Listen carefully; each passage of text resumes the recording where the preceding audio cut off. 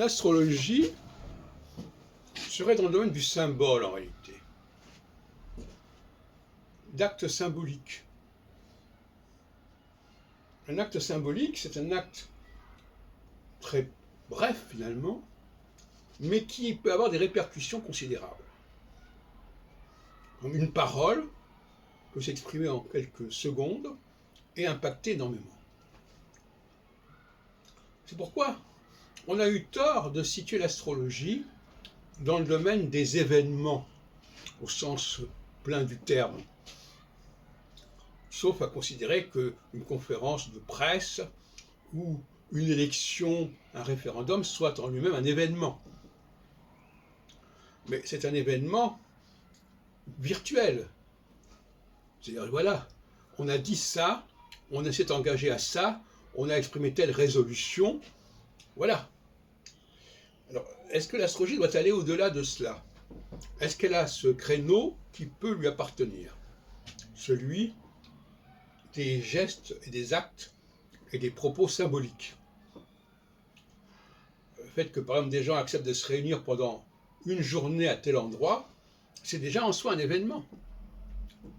Mais ça n'est pas un événement au sens de ce que les astrologues traditionnels considèrent comme un événement, comme quand André Barbeau attend une guerre mondiale, je ne sais quoi. Non, c'est un événement social, psychologique,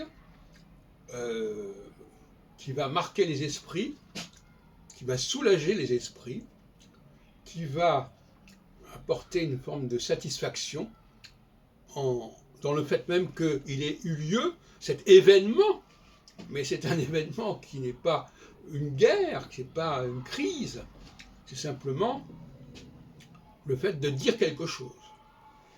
Quand par exemple Éric Zemmour dit quelque chose, c'est un événement.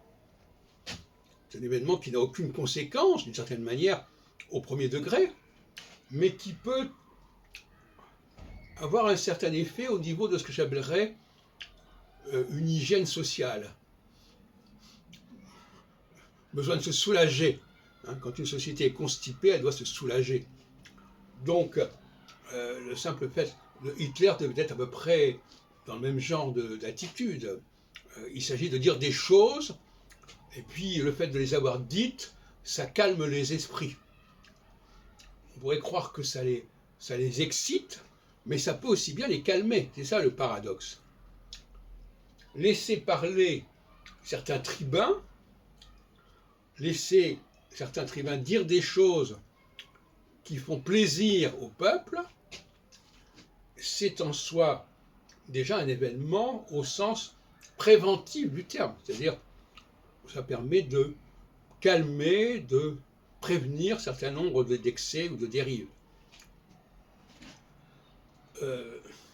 Alors, certains me diront, oui, mais alors à ce moment-là, qu'est-ce qu'on peut prévoir?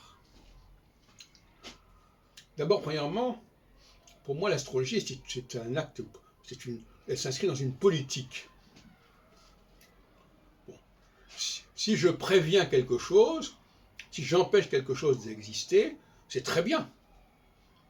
Alors maintenant, si l'astrologie a besoin que les choses dérapent et arrivent à des excès pour exister, c'est un problème. Mais en même temps, quand elle prévient l'événement n'a pas lieu, ou du moins pas sous cette forme excessive, et donc on ne peut pas lui accorder le mérite.